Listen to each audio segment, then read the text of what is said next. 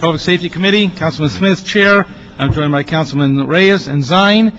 And Mr. White, if we are ready, I would propose the following to the committee as consentable items: 3, 4, 5, 6, 7, 14, 15, and I can go either way on 11 if no one has any questions. Let me look at those. Hold on a second.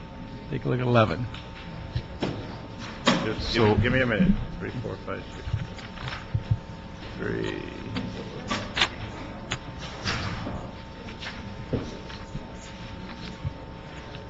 4, 5,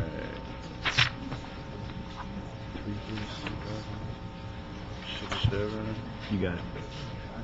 14 and 15 are just wards. I got a question on number 6. Okay. I did. 6 goes back. 7.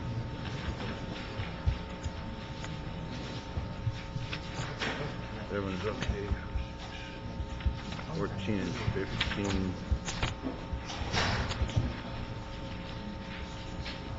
14's okay. 15's okay. And 11's the wobbler. 11.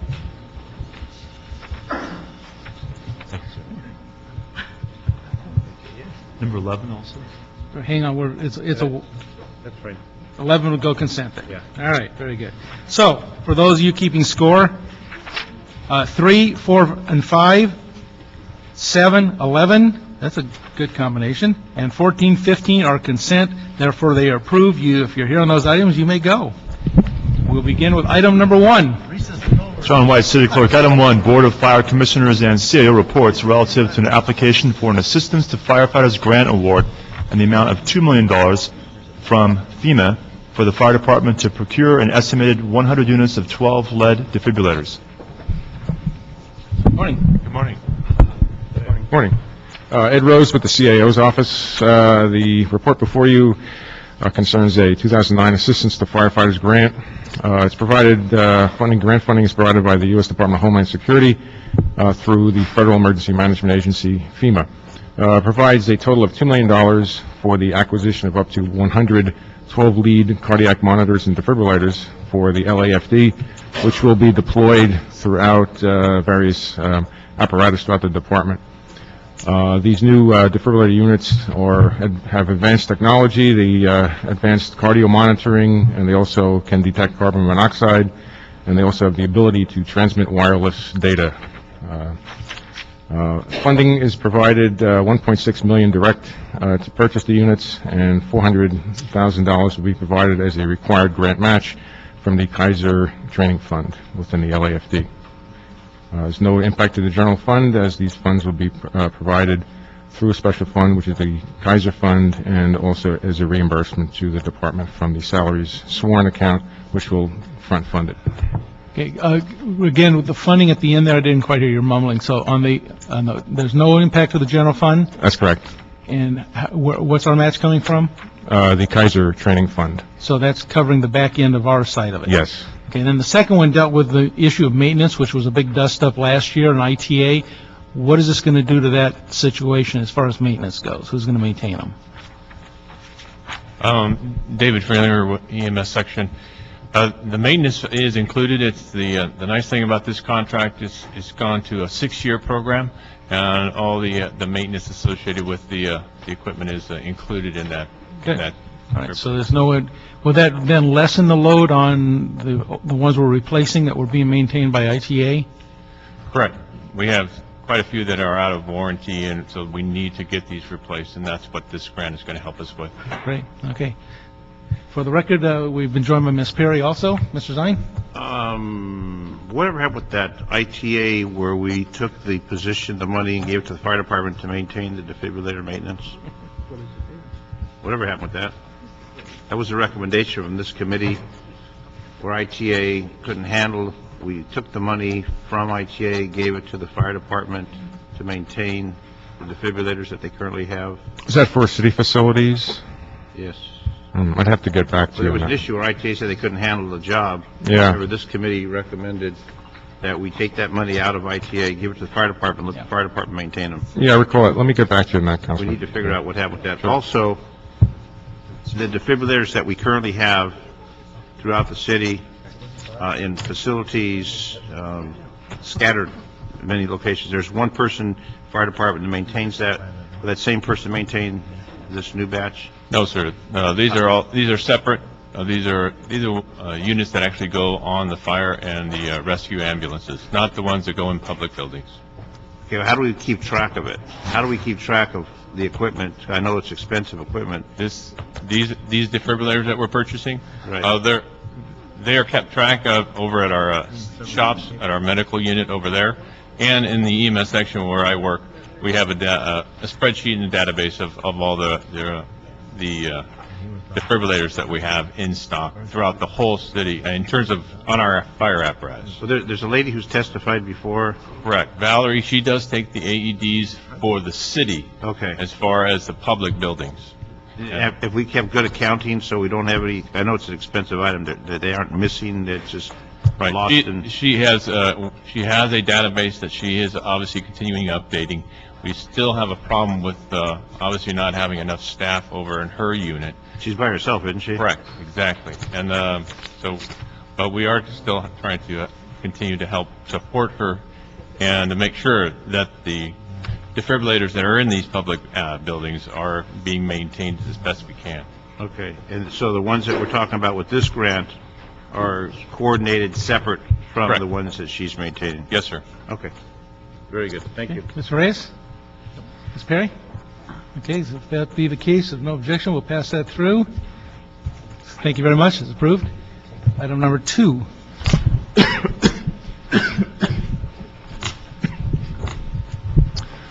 Item 2, communication from the mayor and CAO report relative to modifying the Regional Catastrophic Preparedness Grant Program Fiscal Year 2009 Budget Award. Ed Rose with the CAO. The report before you is a grant report, concerns the fiscal year 09 RCP-GP program, and the total amount for the grant this year, or actually in the 09 year, is $3.6 million, of which the city will receive $1.6 million, and the grant will fund 7 positions, 7 existing, rather, in various city departments, 3 in the emergency management department, 2 for the fire department, and 2 in the LAPD. The grant will also fund 3 new positions, exempt positions in the housing department. One is a emergency preparedness coordinator, one is a senior project coordinator, and one is a project assistant. And the theme for this year's grant is to cover the jurisdiction allocations, and in addition to the investment justifications, for a regional planning guide for emergency housing to deal with evacuees and emergency housing conditions once a disaster occurs. So that's the theme of this initiative. The funding will be met with a match, which will consist of fringe benefits from various city departments, EMD, LAFD, LAPD, and also the housing department. And they will also be met with in-kind matches with other department personnel and in-kind related services. And reps from the housing department and mayor's office are also here. I understand you had some change recommendations. Yes, Sally Richmond, Housing Department. Good morning. Yes, the recommendations number 10 and 11, which is our match, it should be taken from account G301, not F301, because that's the previous fiscal year. So we would just request that those be G301 for 10 and 11. Okay. Also, since it's November, we would like to request the 12-month period for the new positions start this month or December rather than July, so we don't have to come back in the middle of next year. And one other thing we'd like to raise is a request to fill by transfer or promotional opportunity. We're having a lot of problems filling by transfer. Many people in the city do not want to take a one-year job somewhere else. But if it's promotional from a project coordinator or a senior project coordinator, for example, then we're able to fill it. So I would request your consideration of that. You want the ability to promote rather than transfer, or both? Both, Either or? either. Okay, 'cause I'd say there's a lot of people right now who would rather have that one-year job than no job. Correct. We took about 50 staff earlier this year from general funded Very departments. good, thank you. Anything else? Okay, any questions? When we speak of these emergency plans and we're funding this program, is there any schedule as to a draft or some product that speaks to the purpose of this money? For the housing, disaster housing, well, it's a one-year plan of work. So as soon as we can get started, we have to give detailed plans to FEMA, and I'd be glad to provide those for the schedule. We plan to create an ongoing disaster housing working group, tapping into the private sector, apartment owners and so forth, who are involved with this. In terms of so we have about 6 or 7 different deliverables, and we're not creating plans. We're going to create a disaster planning guide, like the Alliance has done, and work with local jurisdictions to develop their their plans for how they're going to rehouse people and so forth.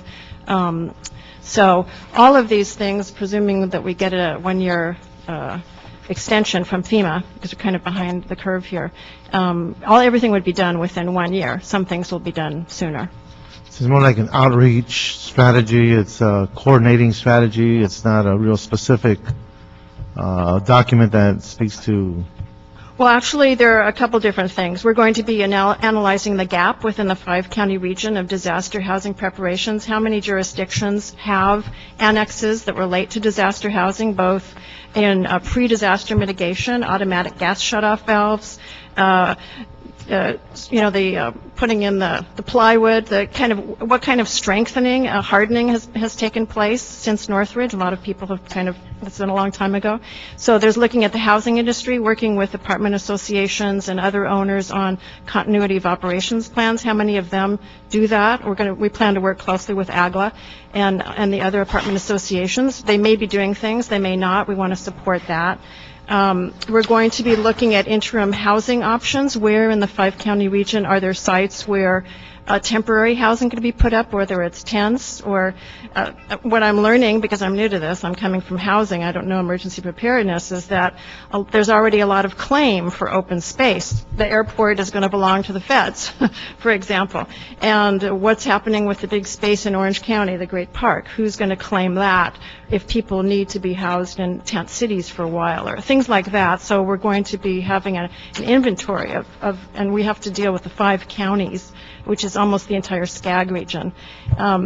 Another thing we're going to be doing is looking at information technology tools. We're going to take our code enforcement program, which, as you know, the systematic code enforcement they do the inspections using the tablets. We want to create a module with what's called ATC 40 and 25, I think it's flood and earthquake damage, create modules that can be uploaded to the tabs, and then they could send the information wirelessly to our database, which they could share it with web EOC or whatever system is used then, so that the decision makers will know where is housing safe, where people can be told they can go back to their housing, for example. And then another deliverable is going to be this planning guide that will be amplified and enhanced over a couple years, but we're going to start with what are the basics you need to know. How do you find out demographics? Housing elements, for example, provide a lot of information. What are your special needs populations, so forth and so on. And then another aspect we're going to be looking at is legislative and regulatory barriers and incentives to pre-disaster mitigation. I know at the state level, I don't remember which assembly member was trying to get money to encourage owners to strengthen the soft stories in the apartments that have the tuck under parking. I know the Bay Area is doing some pilot work on this. So we want to look and see what can we do here in the city, what opportunities exist, and what kind of tweaks need to be made to regulations, legislation, and so forth. So we'll have some legal expertise. This is all through consulting, too, to really start looking at all of these in depth so that we're prepared as much as we can for it's all hazards, but particularly earthquake. Is there a consideration for how we move these products to the public domain? Is there going to be some kind of a strategy that speaks to neighborhood councils, homeowner associations, outside federations? Is Yes, that, is there that absolutely. mindset then? Yeah, and then they would be part of the ongoing disaster housing working group. We would actually put the invitation out to all the different neighborhood councils. There are people, who are and all the CERT teams, there are people who are very interested in this topic. So it's a wide range of stakeholders that need to be involved. So there's personal preparedness, there's neighborhood, then there's a property owner preparedness, and so forth. So, and we welcome your input too for who you would like to be involved with this. Just in terms of, and my last point is, in terms of the non-English speaking world, it's an international city. We have whole sections of the city that we're learning don't speak Spanish, they have different dialects. So we're going through that process, and I just want to put that seed in your mind as you go through this notion of communication, especially where the densities are where they're at throughout the city. When you have a disaster, the number of people coming out of a building will be very surprising. And so where they are able to fit is going to be critical, especially when in park-poor areas we don't have that open space. And so I'm hoping we have that sense of adjustment. And maybe what we would consider or not consider open space might have to work as open space in parts of the city because of the non-existence of parks. That's right, Councilman. We're particularly concerned with that because the brick buildings have been retrofitted so they won't fall on people and kill them, but they're going to slide down and there's not going to be any place for people to live. Whereas a lot of single-family owners hopefully will be able to camp out, basically shelter in place with, tents and so forth. But where there's no open space, people have to go someplace. So we're Right. very concerned about, we want to prevent damage and harm to Angelenos. So there's a strategy being discussed in regards to those conditions? We're very aware of it at the Housing Department because we are very involved with Northridge Recovery. And so there's so many things that need to be done. So we're starting this year. We have funding for the next year, RCPGP 10. We're also included. And we really welcome your input, such as what you're giving now for that. Thank you. Thank you. Ms. Perry, Ms. Ryan? Thank you very much. And having lived through the recovery of the Northridge earthquake, I remember one of the things that we really weren't well prepared for. We were greatly prepared for the event day. It was the aftermath and the housing of people that became something we hadn't really ever planned on. So this is great that we're patching that hole up, and I appreciate that. Thank you very much. That goes forward with approval of committee? With the amendments, yes. Yeah. With the recommendation, yes, with the amendments, I'm sorry. Okay, I know there was another member or two that were coming up to speak on 8, and I told them they can go downstairs first. They're not here. So we will skip over 8 for the moment and come back. Let's go to 9 and 10, hear them together. Items 9 and 10. 9, motion corrects Labange Zine requesting the city attorney prepare an ordinance establishing a fine against an owner and/or occupant of real property when said property has been visited by the police department or other city departments due to excessive and substantial nuisance-related calls for service. And 10, motion Labange Reyes relative to the feasibility of placing a cap on the number of allowable large social events allowable in mountain fire district areas. They both relate to nuisance issues, so, morning. Good morning, Council Member. Heather Aubrey, City Attorney's Office. As you may be aware, this issue of parties, nuisance parties, and problematic parties of various sorts has been before you in the past. I prepared a report in 2007 on behalf of the City Attorney's Office addressing various issues surrounding, at that time, flyer, rave parties. That report also addressed issues of concern with respect to private residences and parties. At this time, it appears there are definitely many concerns that need to be addressed in this regard. My office has met along with representatives of various council offices to discuss this issue, and we are shortly going to be putting something forward, I believe. And there is a scheme that we're considering which would involve administrative citation. So that is something that we're looking very closely at. Okay, and that would encompass both of these type of activities, both the nuisance parties and the rave parties? Yes. Both these motions? It would be all-encompassing. Essentially, the rubric would be unruly parties, which is a very broad category that would encompass, again, parties of various sorts which present a variety of issues and problems in the communities. And you said you will be bringing back something, have a time frame on that? I think it depends largely on the desires of the various council offices that have been involved. Particularly, there are land use considerations with respect, in particular, to the Councilmember Labange motion, which my office's Land Use Division is looking carefully at. So unfortunately, they're not here today, but I think that we definitely want to take that into consideration as well. So we're looking at a few months? I think that that's very, After the I think first of that the is year? doable. Fine. Okay. Yes. All right. Mr. Reyes, you're on one of these motions. Mr. Zine, you're on another, so go ahead. Thank you. There tends to be a trend. There's certain houses or certain neighborhoods that are known for the residential, but they rent out their homes for these parties, and they're kind of cyclical. You can basically predict which house is going to be having parties. You find out the owner doesn't live there, but they're actually renting it out, and it's basically a venue for parties. Do we have a track record, or do we have a way of tracking these trends? Do we have addresses that are persistent violators, if you will? Do we have that kind of record keeping in terms of these areas? I do believe, Councilmember, that the Los Angeles Police Department is aware of the repeat offenders, if you will. I would suspect that that is something that they're very concerned about and tracking. However, I can't speak on behalf of the police department, but that is my belief. I don't know if there's anyone here that can speak to that issue, but yes. Because can I put this? It begins to lay out a scenario where you can see from a land use map the mountain fire districts that are sensitive to hazards when you have people out there smoking and cigars and whatnot.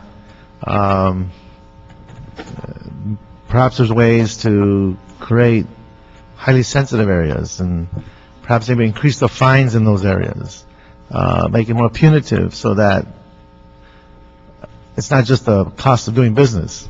So we'll do the party, we'll have our 2-3 hours, but the money we're going to make, it doesn't matter, we're going to get fined, we'll make that part of the cost. But maybe we should get it past that cost level and actually increase the fine to a point where they think twice about making money off of those kinds of ventures and those venues. Is that something we can look at? Because it does align with these sensitive areas, I believe. Absolutely. Clearly, we would want to make it sufficiently, a sufficient enough deterrent to hopefully cut down or altogether eliminate these types of activities. And there are definitely unique land use considerations, which is why, again, our land use division is looking very closely at that. Could we get a report back to see what the current charges are, current fines, and maybe we can overlay these highly sensitive areas with fines that are multiply themselves, especially given if there's incident number 1, incident number 2, number 3. Once you start becoming repeat offenders, we can start literally amping up the fines, as a deterrent. With respect to the parties in these Right. areas? Right. We can certainly look at that. Back in 2007, again, there was a report that detailed various ordinances, state laws that are already on the books that could be good tools to use. One of them we have currently in our own code is the second response fee under LAMC 4158, which does allow for full cost recovery associated with a second response to a loud party. Loud party is defined broadly enough to encompass a lot of these kinds of problematic activities. So that might be something to look very carefully at as well, as far as full use of that measure. But with respect to other current fines that are available, yes, I can certainly Thank you. have some report back on that issue. That would be great. On behalf of the office, someone will do that. I appreciate that very much. Good morning. I'm Commander George Villegas, Office of Operations. Just to address one of the questions that was asked with respect to a database of sorts that we have. We don't have a database in terms of recording the number of parties, et cetera. We do have an ability to query, however, communications records to identify how many calls for service have been identified at a certain location. With that ability, I suspect that we can provide some type of information that would be useful. But it gets us to the same point. Yes, it could. Okay. All right. Great. Mr. Zine? Yeah, last night, had the opportunity to work the Hollywood Halloween detail, and they had commercial buildings on Hollywood Boulevard. I think they were vacant, and there were loud parties. In one incident, a number of people were shot. When you have a situation where occupant, owner, I'm sure there's a property owner. When you come to the occupant, I don't know if they ever determined who rented the place or took over the facility where there were an inordinate number of people that obviously got out of control. How do we cover that aspect? I don't think it's the owner, obviously not all the occupants. How do we identify the responsible party in a situation like that where police response, evacuation, perimeter, et cetera, a lot of resources? There were two situations. One was at I think it was a restaurant club, and then this other place on Hollywood Boulevard. How do we cover those particular areas when it's not repeated, but it's a major situation, whether it be New Year's Eve or Halloween or some other event where it causes a disturbance, it causes a response from the police, deployment of personnel? How do we include that and go after those folks? One of the issues certainly is that any party of that nature should presumably have been permitted. There is a police permit required for one occasion. Dance is actually what it's referred to, but it would encompass events such as that. I assume it wasn't permitted. Okay, we're talking about an unpermitted event. It just sounds basically lawless. And if it's a location that was not rented or leased legally, if it was actually, sometimes there were situations, and this took place more with the warehouses, I believe, that may have been broken into and used, but it doesn't sound like it's that sort of situation. No. Councilman, that's one of the issues that we have in terms of some of the conversations that we've been having with the council offices is the dedication of resources. Obviously, in this situation, I wasn't at either one of those events yesterday. However, a significant number of resources were in pocket, and specifically to address the deployment issues around the Halloween venue in Hollywood, but also as a response to the actual shootings themselves. And it's our position that we want to dedicate our resources to solving that crime and the violence in that crime, and not spend a good deal of resources trying to respond to identify the owner or the occupier of the. And some of the issues that we come across is that our first responders don't have the ability at the time and are pressed for other calls for service to identify those individuals that might be potentially involved with renting or not renting the facility. So those are some of the issues that we're continuing to discuss, so that we can come up with that the city attorney office can come up with a policy or an LAMC section that we can address. Because I do know that there was the shots fired and the victim, and about an hour later another one, and then there was another case where there wasn't a shooting, but there were, I don't know how many people. When the vice unit inspected, they were way over capacity. Fire department came by, but a lot of resources to move the crowd out and clear the location, just so the resources that are deployed, tremendous expense, tremendous response, especially as you know when there's a help call, and there were multiple help calls that came out last night, that someone ends up paying that tab for all that massive response of personnel to the specific location. There were 3 locations that I personally went to where they put help calls out. And looking at this, the way that it's written on this motion, owner and our occupant of real property. Well, I understand the owner, occupant, and then how do we identify that individual if they don't have a police commission permit, or they're a bar, a restaurant, they're having a huge celebration, obviously New Year's Eve is coming around, the same situation may occur again, and how do we go after that individual for the recovery of the dollars that are expended? A lot of dollars.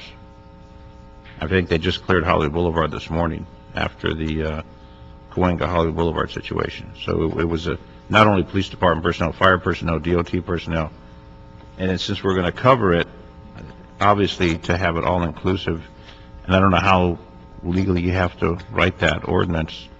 So it gives the department, the city, the ability to recover those expenditures. Certainly, the ordinance will have a very broad definition of and encompass owners, responsible parties of any type that would have anything to do with the event. And with respect to finding these individuals, it will be again, we hope sufficiently a sufficient deterrent to prevent future events of this nature. Because I know the police department is responsible for public safety, protect life and property, and then there's the subsequent, well, we need to come up with the funds to provide the dollars so you can do just that, which is a problem that we have obviously with the budget. Correct, and that's what one of our concerns is as well, is the actual resources that it would take to investigate subsequent to the actual violent crime, if that's what we were investigating at that particular response, to try to augment an investigation so that the city attorney office can pursue. Right. In many cases and in many responses to parties, there is no owner or occupier, there is no responsible person that is readily identifiable. In many, many cases, you have a 20-year-old kid who decides to become a promoter and publishes some flyers, and via either Facebook or Twitter or MySpace and all these other websites decides to identify a location for a party, and it's last minute when that party is identified, and it's generally something that they've taken over, so there isn't someone who's legally responsible for that venue where that party is taking place, and a party takes place and gets broken up, etc. So those types of parties are going to be extremely problematic in terms of having follow-up for this type of enforcement. And an ordinance could ensure, Councilman, that the promoter, for instance, could be deemed a responsible party. So we'll certainly ensure that legally that is completely researched, but it does appear that that definition of responsible party could encompass promoters as well. In a last resort where you can't identify the promoter, could you list the property owner, the one for the tax record, and then hold them accountable to determine, well, it was this person or that person, like a parking ticket. The owner of that car is responsible, no matter who parks that car, the owner of the car is responsible for that fine. Unless your car was stolen, and then Unless your car is stolen. which is what I'm suggesting is many cases is what occurs at some of these parties. They've taken over a warehouse, a vacant building. They've taken over an area that wasn't legally theirs, and it wasn't rented. There was no contract. They just showed up. Yeah, they showed up and took over space. And to be quite frank with you, about 2 or 3 weeks ago, in my neighborhood, my neighbors were gone for a weekend, and all of a sudden there was a party at their house. Their kids weren't there. They weren't involved in it. However, somehow the kids identified that, had told their friends that they were going to be gone for the weekend. So they broke into the house and had a party without their, obviously without permission, etc. So that was a scenario. And although that isn't exactly the type of issue we're dealing with here, that's some of the concerns that we have as we work with the council offices and the city attorney's office to identify a solution for the problem. Okay. It's not an easy fix. No. Any other questions? Okay, so this is going to be back sometime after the first of the year. We'll wait to hear from you, and we'll pull that off calendar. Councilman Smith, I know that our office already has item 10, but since item 9 is simply a motion, if the committee would like our office to instruct? Yeah, I'm to sorry. instruct our All right. office. That way we'll combine them. Thank you. I didn't realize it hadn't been instructed. So then the committee action will be to instruct the city attorney to draft on 9, and we'll bring them, both of them, back sometime after the beginning. Very good. Thank you. All right, thank you. I'm sorry, that action didn't take place yet. Dr. Clyde Williams, I had a card, I'm sorry. You can go. Come in. See, you're on the ball. For number 10? 9 or 10. 9 or 10. You have signed up for 10. 10. Dr. Clyde Williams, first off, for number 10, there is no mountain fire district area. There isn't any. It was abandoned in 1999 No, And- there's, in fact, the council just amended the boundaries and a few changed weeks. Yeah, to that. yeah. Very high fire. Okay, one of the things, number one, have the neighborhood councils been involved in any of this? I doubt it. They usually know more about it than a lot of the CDs. There's also an issue as to, you need to put on some street widths. That is, no big parties for those areas that have less than 28 feet street width. Therefore, you would resolve that particular issue.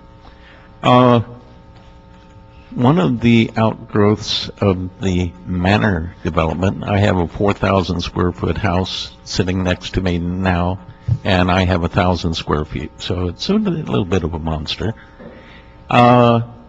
If you have 5,000 square feet on a house plot, single-family dwelling, aren't you going to have parties? There seems to be a lot of correlation between 5,000, 6,000, 7,000 square foot houses and parties.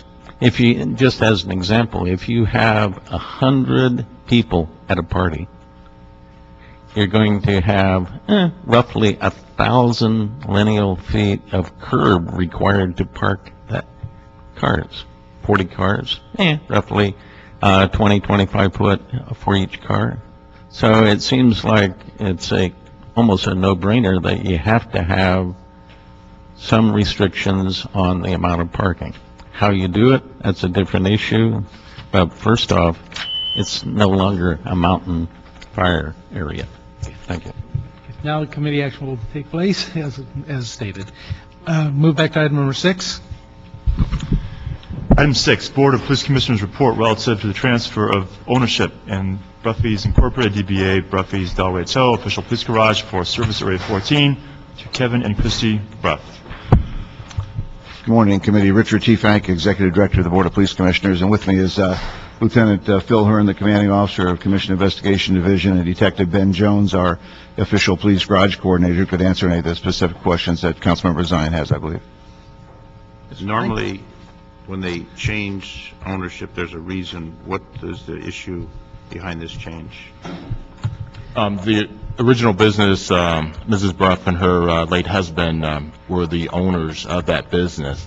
And then recently, her son was in the process of running the business, and he tragically, unexpectedly died. And she's an elderly young woman, and she's transferring it to her grandson. So it's within the same family, and there was a Yes. death in the family, and that's the reason why? Yes. Yes, sir.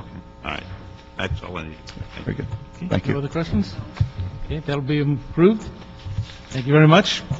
I told somebody wanted to speak on number 8 that they could go downstairs and do something first. They're still not back yet, so out of courtesy, we'll continue to hold 8 for a bit. Let's move then to item 12. Number, sorry? Yeah, 12. Item 12, Personnel Department report relative to activities undertaken in conjunction with the Police Department regarding the recruitment and selection of the qualified police officer candidates for the period January through June 2010. Good morning, John Dunlop with the Personnel Department.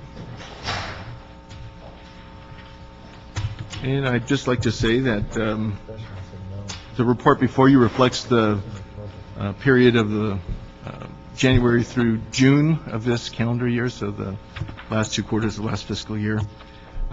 As of the start of this fiscal year, we have changed from expanding to hiring for attrition. And as of October 9th, I believe the deployment was 9912 in LAPD, and their next class to be hired will start on Monday the 8th, and I believe the class is 49 officers. So we've been continuing our efforts with LAPD, although without the $400,000 advertising budget, we have $0 in that budget, but the recruiters continue their efforts, doing a lot of canvassing to get people to the monthly recruitment seminars that we put on, and that seems to be effective. It's certainly meeting our recruitment needs at this time. Okay. So, in spite of the lowering of the P1 pay grade as they enter the academy, which was a significant dollar amount, the people continue to knock on our door and want those jobs. We continue to have people knocking on the door, absolutely. And we've reduced our advertising, and they continue to come, they continue to want these jobs. That's the important part. Yes. Okay. I have no questions. Okay, Mr. Reyes, Mr. Zine? 9961 would be the total with the 49? Yes. And we're allocated 9963? Correct. And retirements or dismissals between now and then, are you anticipating after the November class when the next one would take place? Actually, I'm not sure. The number that a trade out varies so significantly that I know that originally the plan was not to hire for December, so I think probably at some point as we approach the drop dead date to hire for January, we'll look at the attrition numbers and try to project. So, but now the number as of today is 9912. That was actually as of October 9th. That's the last information that I had when we made the decision to hire for October November. 9th? Correct. So it might conceivably be lower than that. Correct. Which is lower than 9963. And I understand, according to the newspaper, they're pulling officers out of the field, new officers, probationary officers, into the jail, which affects our field deployment, which is a whole other story that we'll take up at a later time. But 299 currently in training, that's as of when? That means currently in the academy? In different phases? That's my understanding. That's 299? Unfortunately, my colleague from LAPD is off today. I saw the chief here. She hurriedly ran out. That's troubling. Did she run out because of this? No, she got a message and she left fast, so that's not She's good. never run away from a battle. No. Commander, do you have any insight on this? I don't have the actual numbers off the top of my head. It's something that we do track and we do have. But I can speak to the actual comment. It's not probationary officers that are going to be assigned to the jail. What we're going to do is we're waiting for those probationary officers to complete their probationary period, and then we're going to put, it's going to be staffed by at least 83 P2s or police officer 2s, and then they're going to be subject to the wheel. So the way we've planned it out is that we're going to have a 2-week training period for the officers, and then they're going to be wheeled into jail division. They're going to do a 6-month tour, and then following that tour, they're going to be wheeled back out into their area so they can continue on with their careers outside of the jail. So we'll have some personnel like we haven't had in the last 3 years that are familiar with jail operations. Because once the detention officers took it over, few, if any, officers had any knowledge of the jail operations. Correct. Well, now we'll get back in. They'll have the variety of experience. It used to be you go to the jail, communications, years ago, and obviously with the detention officer formation, they took over the jail operations and the sworn personnel were relieved from that responsibility. It's now going to go back into some extent where we'll have police officers that have some jail operation. Well, there will be some officers that have jail operation experience. It's our hope and desire that they don't remain there, and that eventually we'll be able to remove the actual officers from being within the jail once we get the opportunity to hire our detention officers. Okay. Okay, well, I'm concerned about that. The commitment we have is 9963, and if we hire 49, that gives 9961. And if this is from October and this is the 1st of November, there might be a gap where we keep on falling below what the city elected body is committed to the department to put at 9963, which we want to maintain that strength. And if we keep on pulling people into that operation and other entities, that reduces obviously the black and whites in the field where the calls for service start to suffer. I mean, I know you're and the chief are juggling the personnel and trying to satisfy all the needs. Are these officers, the P2s that are going to go in, are they going to be coming citywide into Metropolitan Jail, or are they going to be dispersed into other jail operations? They're actually going to be dispersed. They're going to be dispersed through, we have 2 regional jails. We have the 77th Regional Jail. We have Van Nuys Jail as well. And then we have a couple of area jails that also need to be staffed. So they won't all be going to the new Metropolitan? No. Okay. All right, thank you. And that's because we're trying to balance the experience that we have within the existing detention officers. Right. Okay. Thank you. That's good, because you just asked all your questions for the next one, too, so we can move that one quickly, hopefully. I have a question. That's good. Yeah, I know we were stalling. He came in. We're good. Question, how is drop signups going, and are we on track to what we predicted at the beginning of the budget year as far as retirements go? I'm sorry, retirements continue to track lower than average in previous decades, obviously, because of the economy, people aren't leaving. So we predicted 285, 300, something like that in the budget. Is it tracking on that level now to hit that for the year? I would have to get back. Okay, and then also get back to me on the number of people that are going into drop. What I'm trying to ascertain are people staying longer, which has been the trend for the last year. Matt Crawford, Office of the CAO. Drop has, as you mentioned, stabilized tremendously The drop's over dropped. the last couple of years. We're having a very consistent, approximately 12 people, plus or minus, come in per month, and approximately 12 leave per month, coming Those in are and all- out of the drop. Those are all drop people? Right. On average, people are staying just over 4.5 years in the program. So when people get really close to that date, they're leaving, but nobody's leaving really early anymore. You asked about the retirements so far this year. To date, we're running just under projected, not enough to be tremendously worried about it, and certainly we're early enough in the year that could definitely correct over the second half. Last year, at this time, we were trending under projection, and we ended up over projection. So the second half of the year generally sees different levels of attrition than the first half of the year. Are fewer people signing up for drop? Fewer people that are eligible?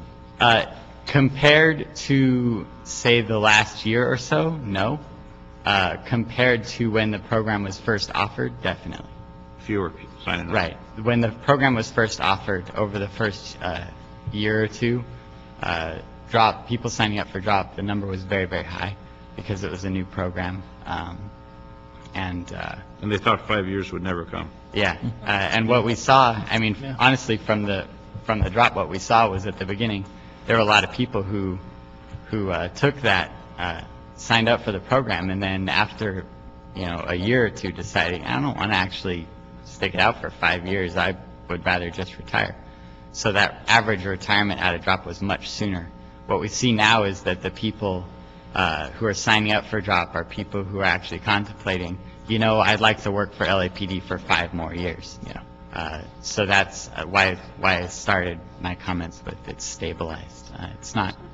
It's not going away. It's not getting higher or lower. We've really stabilized the level of And where are you participation. finding the years of service when they sign up? Or what year? I don't know that off the top of my head. Okay, no other questions? All right, that's a note and file, is that? Yes, sir. Yeah, note and file. And number 13 has already been asked a lot of the questions by Mr. Zine, so may as well do 13. I'll approve that one. 13, Police Department report relative to sworn personnel performing civilian duties.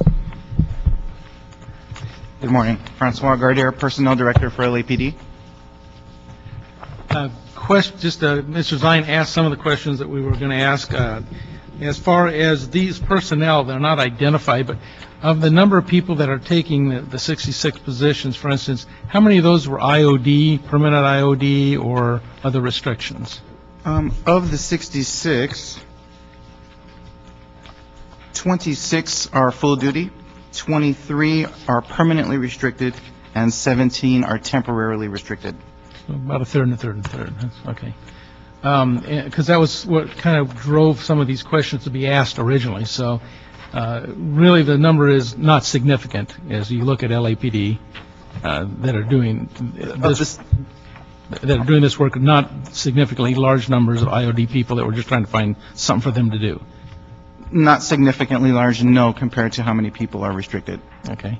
And then as far as the MCP, I think Mr. Zine asked most of those questions, but this doesn't none of that is in this report then? No jailers are in this report? No, nothing concerning the jail is in that report. Okay, so that's going to skew considerably when we move into that new...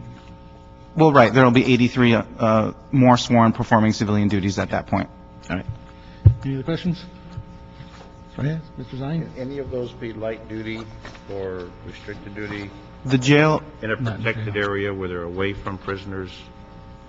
Some of the operations that aren't sensitive to administrative, maybe. Contact with the prisoner population? They're supposed to be all full duty because we do have some jailers that are also permanently or temporary restricted that are working those jobs you're talking about. Are there, well, I understand that if there are positions where they're not in contact with the arrestees, those in custody, and they're doing other administrative or other duties, to put light duty, either permanent or temporary, in place of a live body that could actually be on the street. That's what we're trying to figure out, to find a spot for them. When they actually did the study to identify the minimal number of officers that it was going to be required to staff the jails, that's one of the issues that they actually looked at. And I think that what he talked about was we're using the civilians, the detention officers that are already in restricted duty positions, so that we're not sending people into those positions, so that the actual officers that we're sending in are full duty officers to sit in positions that require a full duty personnel. And are there that many detention officers that are light duty or restricted duty? When you say that many, Well, I assume that the release desk and some of the other assignments would be. well, they have, I couldn't give you a number, I don't know exactly how many detention officers are light duty, but there are quite a few in jail division. They work the release desk, they work ID control, they work property. They're not actually sitting in the jail, they're booking, but they're not providing custody and care of arrestees. So if they're on the typing side, that could be a light duty position versus the contact with the prisoners? Yes. I mean, they're going to be more likely clerk typists, though, wouldn't they? No, you have actual jailers booking bodies in the jail. No, the booking court, this is the booking documents. Right. Okay, other than other paperwork. Yeah, right. And just to, The input, yeah. right, and just to clarify, all the positions in the jail are full duty positions. However, there are some positions where you don't have to be full duty, but they're not designated as light duty positions. Right. Okay. Okay, we have public cards. So Jorge Carpio, please come forward. Adam Bartels, Pitor Repovich, and Alice from ASME. Yeah, you guys can go. There was Repovich. It says Pitor Repovich. Mr. Smith, in regards to that the light duty issue in the jail, there's no accommodations for light duty within the jail. What happens if a detention officer is on light duty? Identify who you are, please. I'm sorry. On the last speaker, just some clarification. I work. Say your name for the Adam Bartels. Thank you. I'm a detention officer with LA City. What happens is if you are on light duty, what they do is they put you on a temporary transfer to somewhere else, whether it be R&I. I was with property division personally when I was on light duty. And then when they're done, they will you back. Everyone at the release desk, everyone within the jail is supposed to be on full duty. No one's allowed to work on light duty. But there are people there who are light duty. Not to my knowledge. Well, that's not what we just heard. Well, I work there. I haven't seen anyone on light duty. When I was on light duty, they sent us out. Okay. Anyone next? My name is Jorge Carpio. I'm also a detention officer at 77 Jail. We've spoken to the council several times about this issue, about the jails being staffed by police officers. I'm here to talk about the fiscal impact statement that has not been submitted, but there's no one in this room that can deny that the fiscal impact would reach millions of dollars if we put in police officers in the amount that they're speaking about.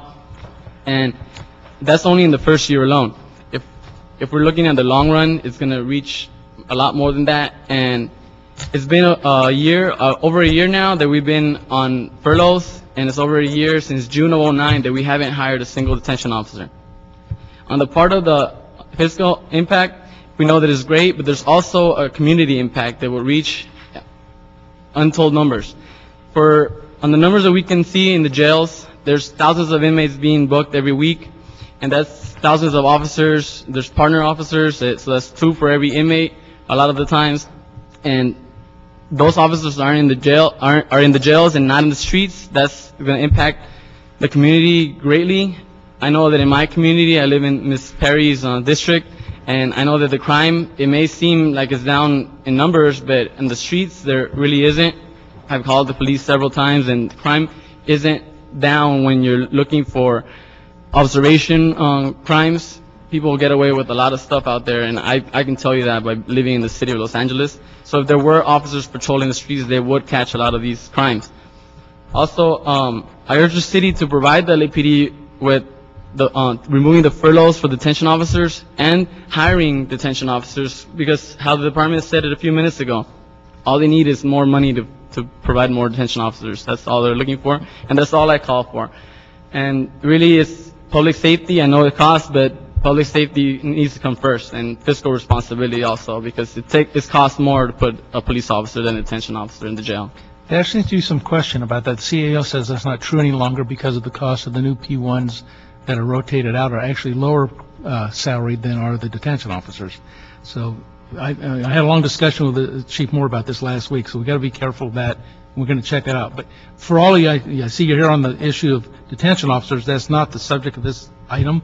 That is going to be coming back to this committee about a month, I think, or so. That's when the MCP issue is coming. Is that, Doug, do we have a timeline on that? Yes. Richard? Mr. Tefank?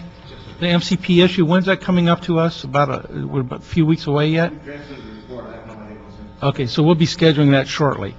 So, If I may, just on that, there's detention officers now working in the academy, getting ready to train by November 8th. So a month from now, it'd be, we've already been training police officers for the jail.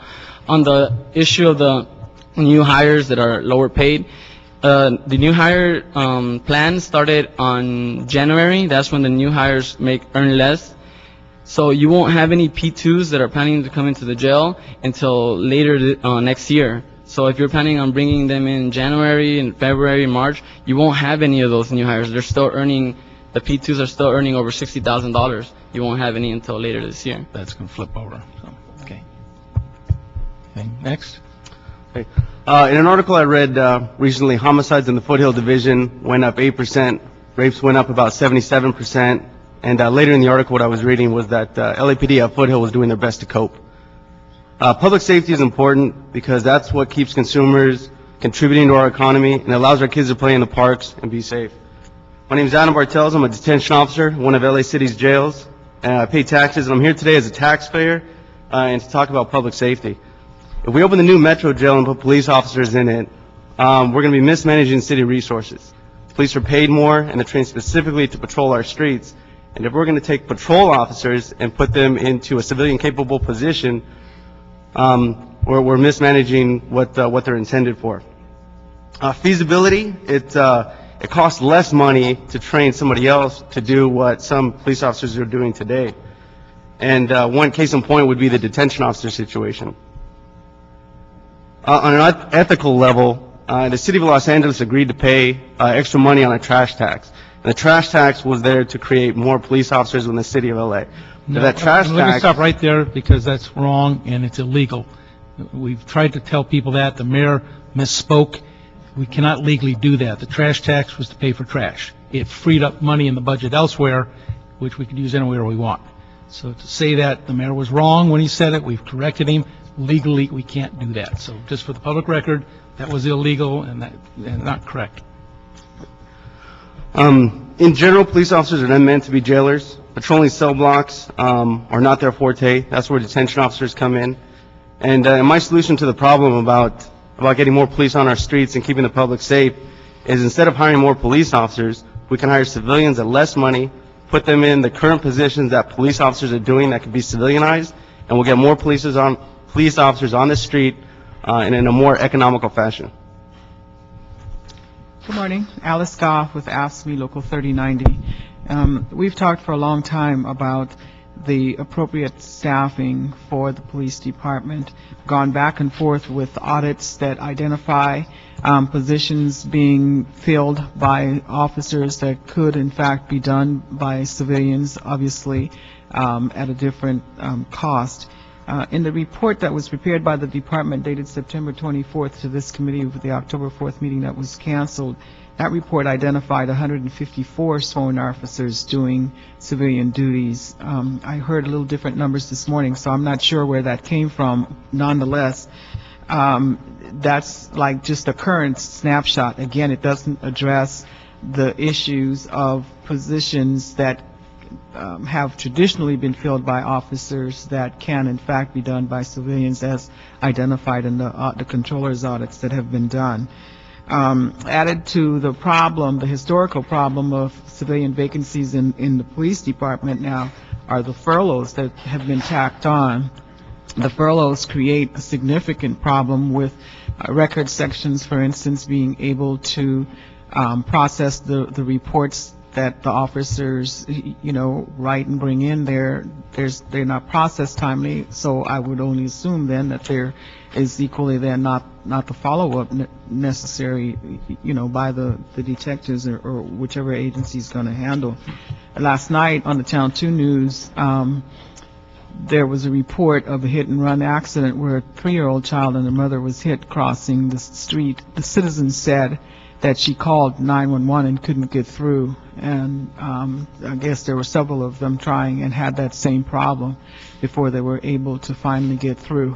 Again, that's the impact of the furloughs on the PSRs who are furloughed. In order for the division to answer the calls, they shift the staffing that they have to the 911. However, that depletes the staff on the lines that are called secondary or non-emergency, which really are not so, because there are citizens who still dial 7-digit number 4 that need, immediate police response. And so we have a big problem then with the furloughs, with the positions being staffed as they should be. And so we just hopefully, bring your attention to it and say we have to figure out how to do this a little bit better. Hi, Peter Repovich, Director of Los Angeles Police Protective League. Thanks for the opportunity to speak this morning. This has been an issue that's been going on for a while. It's really about priorities. Public safety is a major priority in the city. The guy in the black and white that goes out, that responds to a radio call, is critical to the citizen that needs them on the other end of the phone line. We've created designations like jailer for a reason. They have very specialized training. To spend a lot of discussion about who makes more money, who's going to get in there. Is it the seasoned P2 or is it the brand new boot? I don't know the answer to that. But what's important is to keep people within their classifications. We are at critical mass. The department, every time we take somebody out of the field, we put our guys that are in the field now in jeopardy from a public safety standpoint for their officer safety. So we really got to ask ourselves, why is it so important right now to open that jail? It's been working. I know it's a public concern. I know money was invested. I know there's laws associated with getting that thing open. I get it. But it seems to me to compromise public safety, to just open up the jail, is a bigger problem for the people of Los Angeles.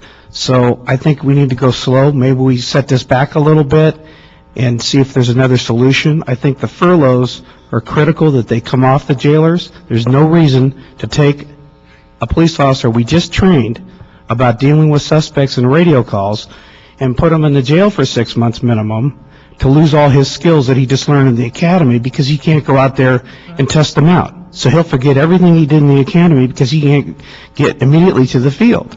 So there's more issues here, and I think we're splitting hairs in a lot of ways. We really don't accomplish anything. So I think it all has to go back to what's the priority and why. But LAPD's at critical mass, and it's really important to keep enough civilians in support services of the department in order to allow the department to function. So I would ask that we go slow, we do the right thing, and we not just split hairs about who makes more money, and understand that those classifications were determined and developed for a reason. Thank you. Thank you very much. And we will be hearing the jail issue very shortly if we have the files. John, do you have that file yet?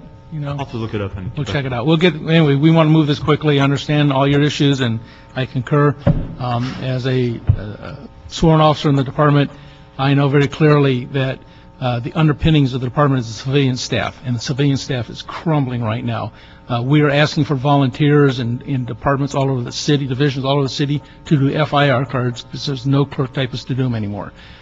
If those things don't get done, the detectives can't solve their case. All this stuff is crumbling because we falsely fixated on this magic number 9963, which has no relevance to a single thing. And we've got to really be clear that LAPD is given a budget. They chose to focus all their attention on the sworn staff at the risk of the civilian staff, which has been decimated by furloughs and layoffs and ERIP and all that stuff going on. And we can't continue much longer on this because we're like a dog chasing our tail right now. So we are going to hear all this stuff, I guarantee you. All right? Councilman, the committee can be ready as soon as the CAO report is complete. All right. Move that along. So that was a note and file. Thank you very much. Thank you for your public input. We will see you again, I'm sure. And that brings us to the last item then, number 8, and I see Mr. Bailey made it. Item 8, City Attorney Report relative to the prevention of harassment of bicyclists in the City of Los Angeles. Good morning, Deputy City Attorney Judith Reel. Michelle Mallory, Bicycle Coordinator, City Department of Transportation. Council members, we were asked to prepare a report discussing how to prevent the harassment of bicyclists in the City of Los Angeles. The report starts out by explaining what the city cannot do. That is, we cannot establish special rules of the road applicable only in the city. That's a matter for the state. We considered actions that bicyclists frequently complain about, being assaulted, having things thrown at them, people cutting them off. And we determined that those actions already constitute violations of the California Penal Code and Vehicle Codes. Many bicyclists complain that the city, its police force and prosecutors, because they don't see the actions or they complain that they don't take them seriously enough, charges aren't filed because it's very difficult to prove these charges beyond a reasonable doubt. So we suggested that the City Council could consider adopting a city ordinance that would create a civil cause of action for bicyclists who are unlawfully harassed by motorists and non-motorists, and that the ordinance could provide that the bicyclists who sue and prevail would be awarded treble damages, punitive damages, and attorney's fees. Michelle, do you have anything to add? I just wanted to note that one of the common complaints we have from bicyclists is that motorists pass them too closely or they're too fast. One of the things we've been working on with the mayor's office and DOT's move forward with the alleged package is to address the California Vehicle Code's safe passing law. And what we're looking to do is get California to adopt a 3-foot minimum passing distance for bicyclists. So we're looking forward and moving that forward in a different way. Okay. Well, I'm going to vote for this only because I think it helps. It couldn't hurt. I don't think it helps a lot. And you've identified the problems. I know most people don't understand this, but as a misdemeanor violation, it must be committed in the office, in the presence of a police officer to be enforceable by a police officer. So that if this happens, 99.9% of the time there's not a police officer to watch this, it's up to the citizen to file a citizen complaint, which puts them at legal jeopardy, really. And it puts them, we, as the police department, will take the report, but we're not part of the case. So puts a bicyclist who wants to claim that somebody did this to them at a very big legal risk. If they go to court and lose, they could be countersued now and liable for damages. Is that correct? I believe that if you file a false police report, that can lead to liability. So I think it puts people at risk. I think our better actions are maybe to take this law and not really try and enforce it until bicyclists really don't try to enforce it, but rather use it as an education tool and say, we got this out there and we're going to try and be vigilant to people. We shouldn't be really encouraging people to go out and file charges against people unless they have some evidence, a picture, plenty of witnesses, that kind of thing, because they're putting themselves in a big risk. And so, I'm going to support this only because I think it sends the message, and that I hope the bicycle community and others and the department will find ways to use it as an education tool to people, and that can help. But as far as the law goes, I don't think it's going to help a lot, but I'll support that. So, Mr. Simon, Mr. Reyes? I had the occasion Friday evening to travel up Highland Avenue, and there were a number of bicycle riders going up Highland Avenue. Very narrow roadway, number 1 lane, number 2 lane, parking, and bicycle riders, and there must have been a task force because there are a number of motor officers who are pulling them over, writing them citations. When you have a very narrow roadway like Highland Avenue, from 6th Street north to Melrose, it's extremely narrow, difficult for cars to travel, leave alone cars and bicycle riders. And I don't know if it was one of those operations where the bicycle riders congregated at a specific location, but they did have a number of motor officers in cars who were pulling over and writing citations. And I understand the rules of the road very clearly, but if you're talking about a 3-foot distance, you don't have that much room on Highland Avenue. I don't know why they selected Highland, or if they could have selected another roadway where there was more room. You got parked cars, very narrow passage for a bicycle rider, then you got 2 lanes of moving traffic, and then the center medium. And I personally witnessed that Friday night as I was traveling north up to the 101 freeway coming from an event. And I know there's this conflict between the motorists and the bicycle riders, and the bicycle riders want to have the right-of-way. They have that opportunity sometimes to get that without conflict, but we have this huge mobile population and these narrow roadways, and I don't know how we accommodate. If you take all those parked cars away, make it a bicycle lane, now you're going to disrupt all the people who live there who don't have sufficient place to park. I know we have bike routes, on the road, off the road. I don't know if we can coordinate it a little better than it is now, but when you've got a whole line of bicycle riders traveling north on Highland, trying to negotiate and maneuver, and you've got very narrow space, there's a conflict, there's no question. I don't know feasibly how you're going to be able to have that distance that you want between a car and the bicycle rider when you don't have the space on the roadway. And I don't know I don't have the answer. All I know is I saw it and I felt squeezed between the traffic, the bicycle riders, and the officers who are doing enforcement. I don't know what the enforcement issue was about, but there was enforcement taking place at very narrow roadways. When I hear they want the 3-foot rule, I don't know how it could fit in an area like Highland or some of the other areas where you've got parking and moving traffic. So maybe the commander is aware of what was going on. I came here for 2 issues and I ended up staying for a few more. With respect to the 3-foot rule, or the 3 feet rule, is that what it's called? That's what we're working on. Yeah, the 3 foot. Cindy Mistakowski had a 6-foot rule. That didn't work. That was for dancing. That was it. Yeah. And I don't know how you do a 3-foot rule if you don't have it. Well, at this point, up to 16 states have adopted a 3-foot safe passing law. We don't have legislative language on this yet. Language is being developed. What we're doing is looking forward at determining how the language will affect and how it will work with. And we're talking to LAPD about this already. But one of the things you should know is that many of our roadways have speeds up to posted 45 miles an hour. We have a couple posted 55 miles an hour. And if you have a motorist getting right next to a bicyclist with less than a foot of space, you have a wind blast problem as well as the distance. So while there are certainly issues about narrow roadways and how we deal with narrow roadways, we also have a lot of roadways that are wide open where the motorists have plenty of room to pass and will stay in the travel lane right next to bicyclists and pass them with less than a foot of space. So we need to find some way to make this work for all of us. Nonetheless, we'll come back with language and talk about how we're addressing it. There is some discussion about potentially talking about safe passing at speeds of 10 miles an hour. So if motorists were able to slow down and pass bicyclists less than 3 feet at 10 miles an hour, that might be a way to deal with this. But the language hasn't been drafted yet. With respect to the 3-foot rule, we're very supportive of that. We believe that it would help us in terms of an education and a campaign, as it will, to help with the relationship between the motorist and the actual cyclist. It also gives us an additional tool, if you will, so that we have an enforcement aspect of it, because in many cases we don't when we respond to some of these complaints that the cyclists have. But to address your concern, let me ask you this: what do you do on a roadway where you don't have the 3-foot, you don't have that space? How do you? I'm trying to find out how you work that. We have similar conditions for motorists, though. I mean, it's the same scenario. If you have to wait for a place for the motorist to pass, they just need to be able to wait a few seconds. Sometimes it's no more than 3 or 4 seconds that they have to wait until the space opens up and they can pass. I'm not talking about a scenario where we have a group ride and we have 30, 40, or 100 riders on it. That's a different scenario.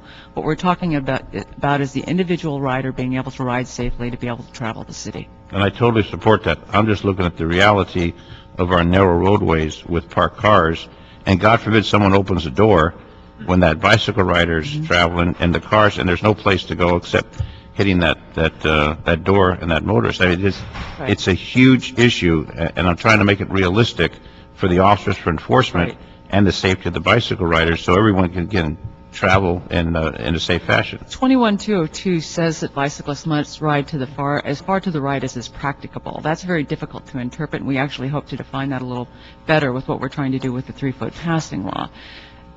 As far to the right as practicable does not mean that a bicyclist needs to ride in the door zone or where that car door opens up. The bicyclist should be riding out of that door zone. Unfortunately, cars get so close to them and are traveling at such high speeds, they feel uncomfortable doing that, and they feel more comfortable riding in that door zone where they're more likely to be tagged by a car. So these are some of the issues we're trying to straighten up. It sounds like LAPD is trying to address this. We're working with different contacts with LAPD to try and do this. But we just need motorists to be more aware that they have to give bicyclists a little bit of space, and unfortunately they need to slow down and wait. Bicyclists are part of traffic too. No, I agree, but when you have travel on a roadway and you have commuter traffic, which is going very slow as it was on Highland Friday evening, it's not like we were traveling more than a couple miles and stop, and the bicycle riders trying to travel up the roadway. I mean, it's not, no one was speeding. The bicycle riders were doing it, I saw, in a safe fashion. The cars were in a safe fashion. The problem is there wasn't enough space between the cars that were moving, the parked cars that were all along Highland, and that little narrow space where the bicycle riders are trying to travel north up to Melrose and distance beyond. That's what I'm saying. Some roads are so narrow, it can't accommodate everyone. That's the problem. Matter, can you fix that? Yeah, I'm going to fix the roads as soon as I get all the potholes taken care of. That's how we fix it, but anyhow. Mr. Reyes. Thank you, Mr. Chair. I think the commander. What I wanted to say is that we're working with the mayor's advisory, bicycle advisory group, and we're also working with a number of community groups within the cycling community to address a lot of the issues that they have. This is one of the issues that they have, and it's taken us a long time because we do have a city that's the infrastructure, if you will, is not supportive of cyclists as of yet. So as we move forward and we look to take advantage of opportunities so that we can have an ability so that our cyclists and our motorists as well as our pedestrians can coexist, and we're looking to achieve that type of a goal. As it relates to your Friday night, every month they have what they call a critical mass ride. It's a leaderless group of individuals that come together once a month, and you could be anywhere between 250 riders up to as many as 2,000 riders, and the ride just goes throughout the city, and generally, in our case, ends up in Hollywood. It's a police matter that we've been dealing with in terms of trying to identify leaders, quasi-leaders, so-called leaders within the community so we can outreach. And we've done a fairly good job in terms of going from zero enforcement, if you will, to try to facilitate these rides, and we've slowly and steadily started increasing the enforcement as it relates to what the cyclists are doing, and as well as some of the motorists. We've actually cited some motorists in terms of some of the behaviors that the motorists engaged in as well.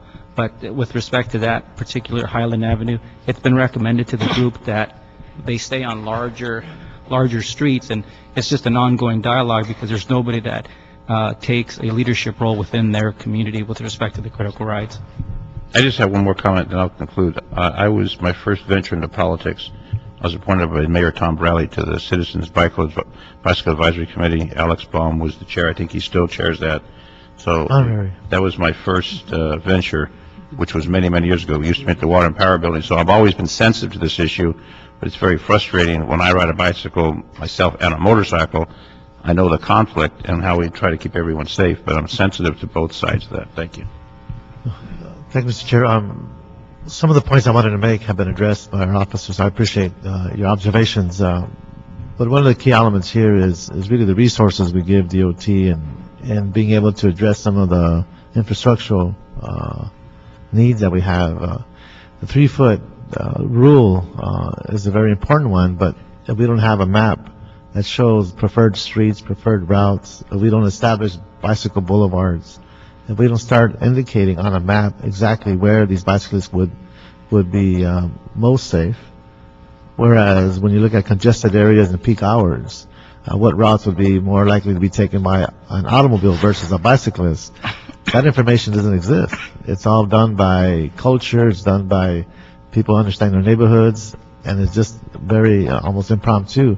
But I wanted to ask you, how many folks are in your unit at this time? We have, undergone some reorganization in DOT, as most departments have, with the situation with the city's budget. We are down to about 7 engineers doing bikeway stuff. There's myself. We're hoping to hire a coordinator. We actually had the bulletin out, and I'm actually a senior coordinator. We're looking to hire the other coordinator position. We are going to planning commission with the new bicycle plan this week that looks to implement 1,633 miles of bikeways around the city, including bicycle-friendly streets, which are our versions of bicycle boulevards. We're looking at putting in more sharrows. We're looking at putting in more bike lanes. But I'll be quite honest, about 50 miles of what's left on the plan are the easy-to-put-in bike lanes, meaning the width already exists. We just need to tighten up the travel lanes and drop the bicycle lanes in. We're really looking at doing more challenging things like taking out travel lanes or taking out parking to be able to put stuff in. The bike-friendly streets are completely different. We have about, I think they're close to 800 miles of bike-friendly streets, but they're essentially smaller streets, local streets and collector streets that already have either slower speeds or signalized intersections at the majors that we can get people through. We're actually been meeting with Councilmember Labange's office in the LACBC and been on a couple of ride-throughs to look at 4th Street, which will probably be our first bike-friendly street in the city. So we're trying to do all those things at the same time, but the arterials, we're going to be looking at some very tough changes. And this with a staff of 7 for 3 million people with endless miles of roadway. There's absolutely no question. We have about 50 pages of new bicycle policies in the plan as well, and there's no question that with the current staffing level, we cannot implement the new plan. So these issues will continue to increase. The conflict will increase as more people get to their bikes. Just the other week, we had we literally built into the sidewalk place where we can actually lock up your bike around our day labor centers. But what I learned is that the West Coalition, took about 9 months of work and moved the grant that was sitting there for almost a year that the staff couldn't get to because of the large volume of work that's in front of you. And so we did the surveys, the coalition helped with the surveys, working with DOT. So I'm thanking you for that. I'm not criticizing you. I'm thanking you for that. We did have the money in place to be able to implement the project, but you're correct. We did not have the staff to continue to move the project forward. So we were able to do the construction, moved it up almost a year. Grant was sitting there, and we couldn't move on those programs. And I guess, colleagues, what I'm saying is that we do have abilities to move this forward if we understand where the priorities are with your departments, and part of the big discussion of what departments are addressed to alleviate those kinds of pressures. But every department in the city is suffering. So it's true. And while we have the Bikeway Engineering Group, and they are certainly the driver, and on my side, the outreach and planning element, and working on the new bike plan and implementing a lot of the programs in the plan, and we certainly work together. You have to recognize that a lot of what we do, all the design can be done on a bicycle lane, and we don't have the field crews to put them in. There's nobody to put the signs up. There's nobody to stripe the lines. So it's, it's not just that Bikeways group. It's that we're down field crews all throughout the city. And I know DOE, BSS, we've all got this sort of experience citywide. So things are just going to be a little slow until we come back. But just in closing, as we finish the bike plan, will we, at a minimum, have a perspective of where's it the safest to ride your bike, and how do we move the vehicle traffic flow to arterials that are wider, where we know bikes might not be there, or maybe they will. I mean, do we have at least that level of information coming forward? We don't have the data and the counts per se. The department, due to staffing levels, cut back on the counts that we did, even for cars. If there's a specific project going in, the counts will be done. And if they do manual counts, they do count for bikes at that time. But we don't have that sort of information. What we do know are that the bike-friendly streets or bicycle boulevards that we're looking in the new plan will do just that. We do need to outreach and work with the public to say this is your neighborhood and this is how we would like to change how traffic flows in your neighborhood. We think this will be to the benefit of many of those neighborhoods.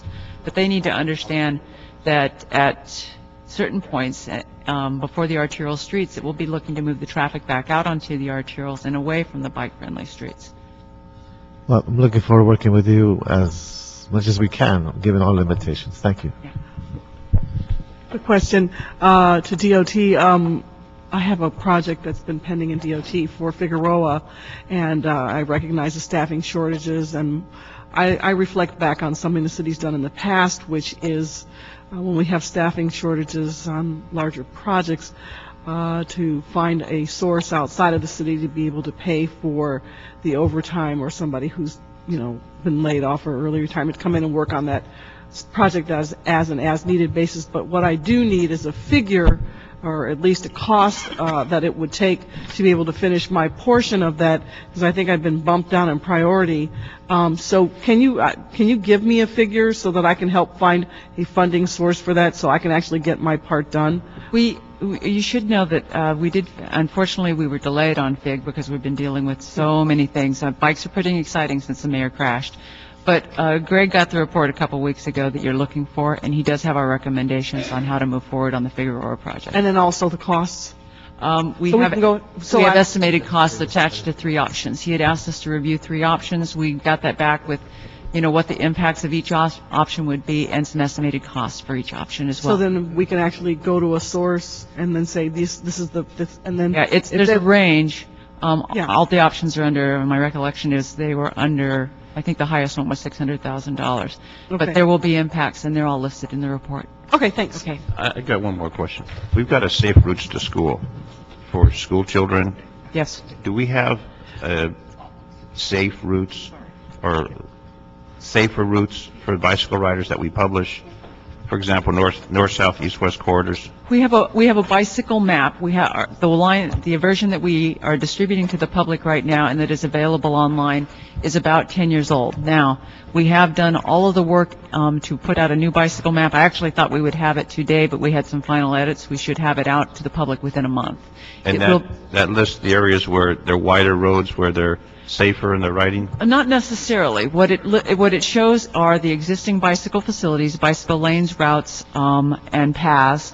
And what it has is a connect-the-dots system, if you will. What we've done is rated the streets that connect the existing bike lanes, bike paths, and bike routes, and we have given them a simplistic rating on the map, which is a green, yellow, or red rating, but taken a number of data, including counts, lane width, pavement condition, truck volumes, transit, and rated those streets and given them something very easy that a bicyclist can understand by just opening it and saying, red, that doesn't look so good, maybe I want to find another route. But red, yellow, and green to connect the dots. And we do try to provide that, and we will broadcast that once it's done? It will be up on we are planning to put it up on the new website when we redo the website, and that will be up, but we will distribute them to the public. The initial distribution is going to be the bike shops, libraries, and council offices, and your field offices. Great, thank you. Okay, if I could have you vacate those seats for the public comment. Dr. Clyde Williams, Glenn Bailey, and Ross Hirsch first. Dr. Clyde Williams, El Sereno, Northeast LA. I finally gave up bicycle riding after 7 years because the insurance was too high for personal injury. Car doors, common problem, very, very common problem. And I wouldn't ride in LA because the police can't even enforce the existing speed laws, turning laws, things like that. So it's a great idea to have some sort of ordinance just to give visibility, but I would take exception where it mentions assault. If there is an assault, well then you got some damages and things like that, but enforcement, I don't know how you could ever enforce it, but I have done bicycle riding. Thank you. Mr. Bailey. Good morning. Councilmember Smith, thank you very much for accommodating my schedule with Public Works. It was a very productive session. And Councilmember Zine, I guess I haven't done enough. First of all, yes, I recall your service on the BAC, and I guess I haven't done enough outreach. I took over as chair of the Bicycle Advisory Committee February of last year. You kicked out Alex? I didn't kick him out. Actually, the city council changed the rules, and then instead of it being a lifetime mayoral appointment, it was selected by the committee members. So after anyway. I just did want to report, though, that the Bicycle Advisory Committee did consider this motion and had the staff report from City Attorney and considered it at its August meeting and voted unanimously to endorse the section with regards to the civil harassment section. So that was a unanimous recommendation of the BAC. I just want to say that I haven't met a cyclist that hasn't been a victim of one of these assaults or batteries, either something physical, certainly verbal, that's very common. Personally, I had an incident on Lindley and Chase in Northridge, and back in that day, I was able to get the license number of the vehicle, and LAPD was very helpful in identifying the persons. They were juveniles, and they contacted their parents.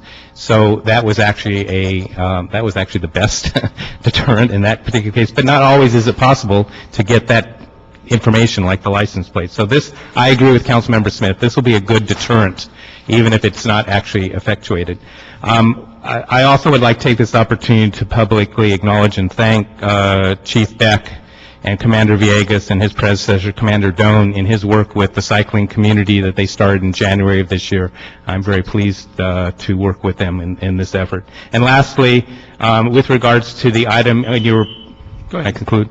On page 3 of your city attorney report, on the item regarding the 3-foot passing, in the report it states the council could ask the state assembly or senate to reintroduce the legislation.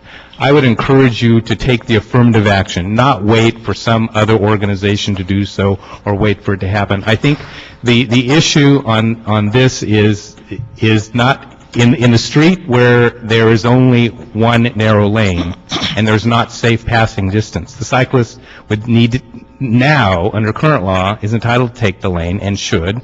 What this would mean is that a motorist, if there was multiple lanes, if it was wide enough, they would pass with minimum 3-foot passing.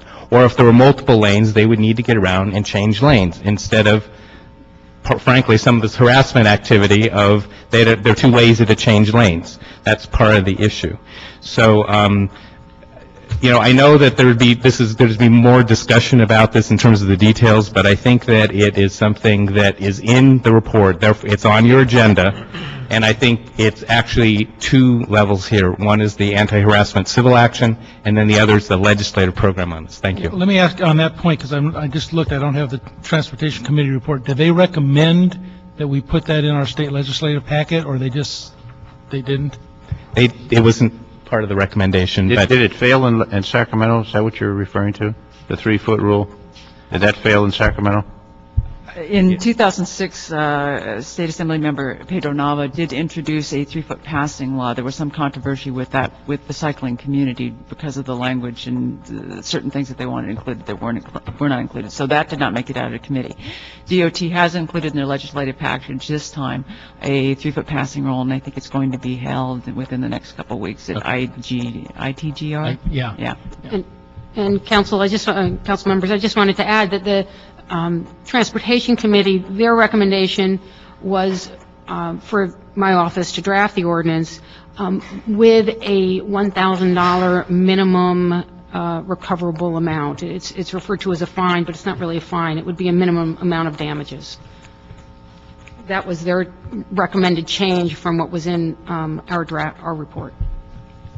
So you're moving forward with the 3-foot to go back to Sacramento again? Correct. We'll address that in the city's legislative package. The mayor has been very supportive and would like to see us do it, but we're going to make the recommendation from DOT, take it through council, and then move forward. I'm sure we'd all be supportive on the council for that.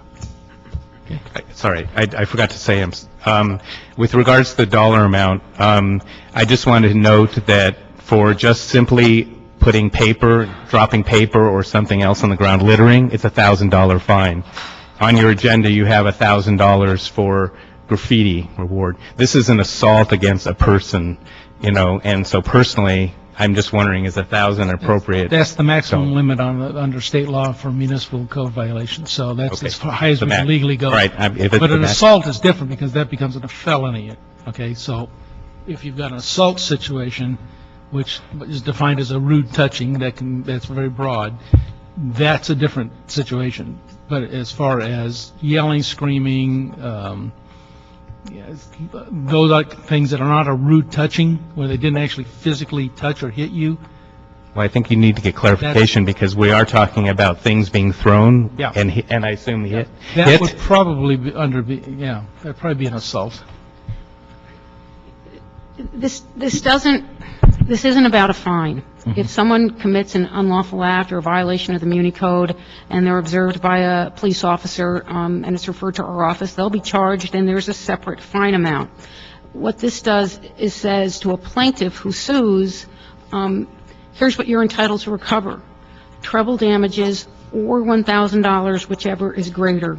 And that way, if someone, for example, is assaulted, let's say we understand that bicyclists are sometimes unlawfully touched. You got a female bicyclist and someone literally touches her body while she's waiting at a stoplight. It may be that there's no actual monetary damages because thank goodness there was no serious physical injury. This would establish a minimum amount that a plaintiff could recover.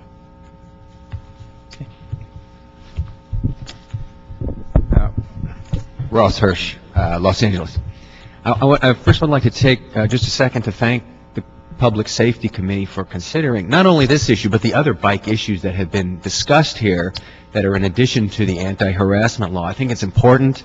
I don't think a lot of these cyclist issues are getting aired out, so I appreciate this committee taking the time to address those. So please, if I could, ask you to continue that discussion. I think it's needed. There's a lot of folks out there that ride bikes, myself included, that could use the protection of this committee. So let me just talk about the anti-harassment for just a moment. Let me talk to you wearing two hats, really two helmets. It's my prop here. I'm a cyclist. I've been hit. I've been harassed. I've had things thrown at me. I've had people chase me down. I'm also an attorney, and I handle bike cases. And I regularly advise cyclists on what they should do, can do in the event of a crash. You know what I have to tell them a lot of time? I have to tell them, you're out of luck. You got small damages, and I can't take your case, and no attorney really is going to take your case because it's just not worth your time, it's not worth my time to pursue this case. So what happens is they have to wait for these catastrophic cases where there's a death or a paralysis or a facial disfigurement to be able to seek redress, and that's just not right. They don't have to wait for that catastrophic injury to take it to the next step. So what we have out there is folks, citizens that are not being protected. Public safety is what it's about, and they are not being protected. So we're leaving them. Did you see how many people are at Ciclavia? 100,000, one report. I think it was slightly less than that. But those people, when they get on the bike and the road, they are not protected. So I think what happens is the city attorney who's come up with this proposal, I think that's a great idea. So I think what that means is folks like me are going to be incentivized to take up these cases. And although it may not in every case work into an actual legal case, but there's a deterrent to it. And for those egregious cases where we do have punitive damages perhaps or treble damages, then an attorney will be able to prosecute this and the message will start getting out there that cyclists need this protection and you got to give them room. We got to keep those people safe. So thank you, folks. Thank you. And last two will be Ted Rogers and Alexis Lance.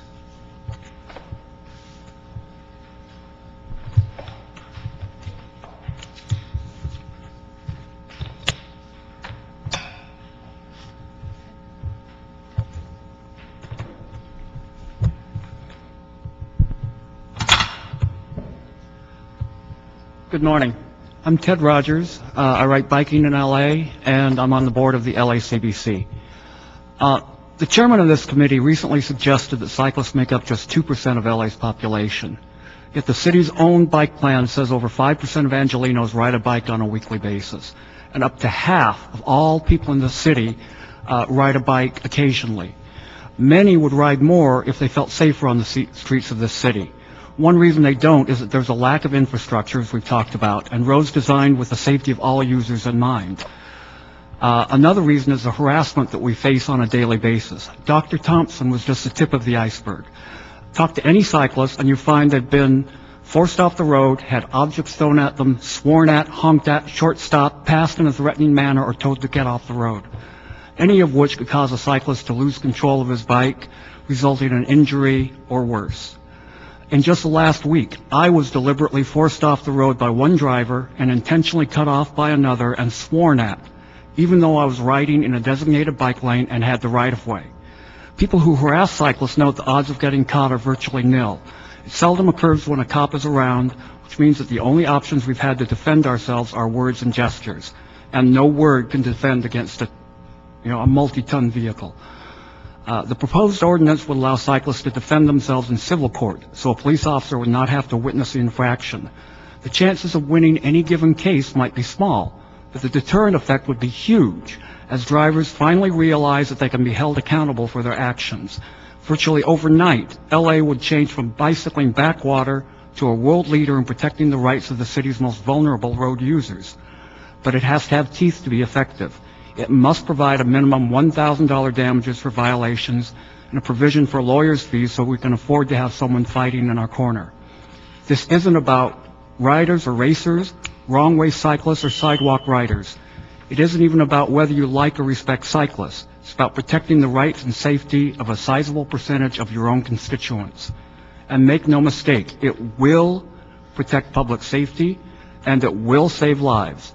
And isn't that the purpose of this committee? And if I can add just one more thing about the 3-foot passing, state law already requires that you pass a cyclist at a safe distance. All we're saying with the 3-foot passing law is that 3 feet is a safe distance. It doesn't really change anything, it just codifies that that's what you should pass by. Hi, Alexis Lance, Los Angeles County Bicycle Coalition. Thank you all for hearing this today, and I appreciate the fact that we already have your support, Councilmember Smith. People who choose to commute, run errands, and visit their family and friends by bicycle deserve the right to ride without the threat of harassment or assault. I think the issue before us today will help with deterring harassment and assault. As we said, I think this can be not only an enforceable thing, but an education tool. These safety issues can put the life of a person on a bicycle in danger and already are illegal but difficult to enforce, as we've discussed. An ordinance making harassment of a person on a bicycle a civil violation will give people on bicycles better protection and the ability to seek justice for harassment and having their lives put in danger. Therefore, the Los Angeles County Bicycle Coalition requests the support of the Public Safety Committee for an ordinance making it a civil violation with a minimum damages of $1,000 for anyone who harasses, threatens, or assaults a person on a bicycle. Thank you. Thank you very much. Mr. White, when is this scheduled to go to council? We have not set a date yet, but This is both... the last committee? Yes, it is. Right, so with that, if there's no objection, we will concur with the action of the Transportation Committee. The element goes to the ITGR Committee for the state law. That's a separate action, and we can do that before December to get the new legislation in. So, I have one comment on the civil aspect. The paparazzi, which was a major problem here in the city of Los Angeles, we moved forward with some legislation which was adopted by the state, which there's now civil sanctions against paparazzi who create a problem for celebrities and others. So the civil section has some impact, and it's now being used on a state level. It started here in the LA City Council. And the only issue I have, some states, when you get out of California, some states have a rule that when you pass an emergency vehicle, you must travel 1 lane to the left. Truckers oftentimes do. They'll travel 1 lane, move over 1 lane for access. This 3-foot rule, I think it's a great rule. I like it. With our narrow roadways and traffic as congested as it is, we need to find out, and I think if we could identify those roadways where we could establish that, have that apply at those areas. But if you have a street like Melrose Avenue, or so many of our streets are so congested with parked cars opening doors, the narrow roadway, it just seems impractical to have it. But those areas where we do have a wider roadway, if we could adopt something for those roadways and have it apply where you have sufficient width, that you would have to have this 3-foot rule to make it work. For example, there's got to be some wider streets around. Now, the Valley's Boulevard, for example, a very wide roadway.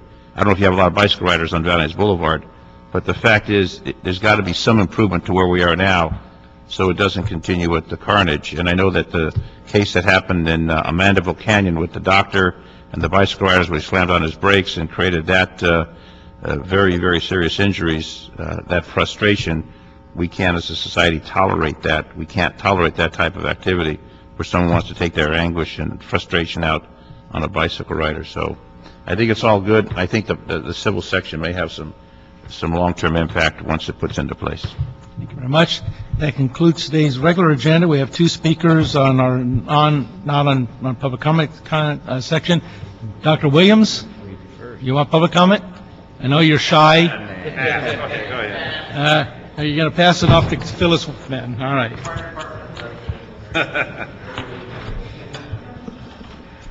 Thank you very much. By the way, I was at USC the other day, and I've never seen so many bicycles in my life. It was wonderful. It definitely is the thing of the future. I'm here on something very, very serious today because the Department of Animal Services has just hired the Director of Field Operations, two of them. They bypassed two captains with over 20 years experience for someone who has, from all reports, about a year and a half of animal control experience, not in the city. It was brought to my attention by someone else because of the seriousness of this, and it has been verified to my satisfaction, or I wouldn't be here. But at the same time, I want that there needs to be verification. The gentleman that was hired is named Mark Salazar. Tremendous concern because of the threat that was made to the employees by the general manager. If you heard me in council, she basically threatened the employees that they are not to decide that the people that they're hiring cannot do their job, or they will be placing themselves in the hands of people who would do things that she will not be able to help them. So it was a definite threat, and that's why I'm concerned about this person being hired. The wisdom of him being hired just on the face of it is rather nebulous. He's only worked at this Northeast Texas Humane Society for 9 months. It has an 80% euthanasia rate. We have a 30% here. So why would we be bypassing for someone that like this? Also, there's an issue right now where he has refused to a request of the city, which funds the Humane Society, to perform an audit of the finances and allow that to them. It's in the media. I have it in the articles. The thing that's even more concerning is that it appears this is the same person who is named in these two lawsuits by his former subordinates in Riverside as code enforcement officers for one complaint about what she believed were inappropriate touching, inappropriate sexual orientation, and in the other group of employees that sued, there are two. The suit says that after a seminar in fall of 2005, Salazar lifted White's blouse and made an inappropriate remark about her body, which embarrassed her. So I've given you a complete packet on this, and Mr. Nacella is going to work on it. I can't understand why we continue to hire people that have this kind of a background. It's public record, and it's dangerous for our employees. Thank you very much. I'm going to refer all that to the Personnel Committee. They want to hear this, I know. So. Okay, and just very, very briefly, if I can, a land use attorney contacted. It's all record. Okay. And I can give you records. Thank you very much. If you need them. A land use attorney that's following this all very closely on the animal limits thing contacted me, and she said that this issue has to go to the Central Planning Committee because it would change the code, and that would be a requirement before it could be acted on. I have been to the Planning Committee and to the Housing Committee, and I've talked to Michael LeGrand, but she contacted me after that. So I've given you a letter with her recommendations, and these are also the things that I wrote that must be done before we make any kind of a change like this, the agencies that must be contacted. For instance, the meter readers for the gas company have an unwritten policy that they will not enter a piece of property if there are over 3 dogs, even if they're confined. Period.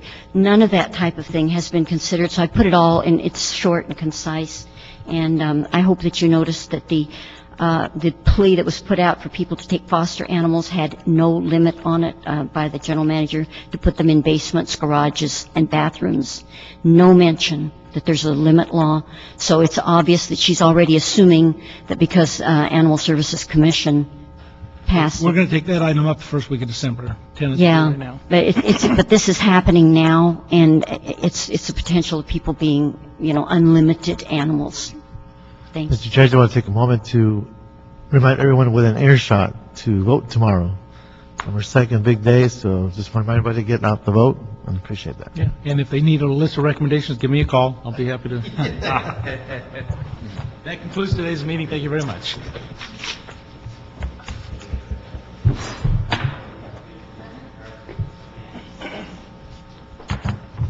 Thanks, sir.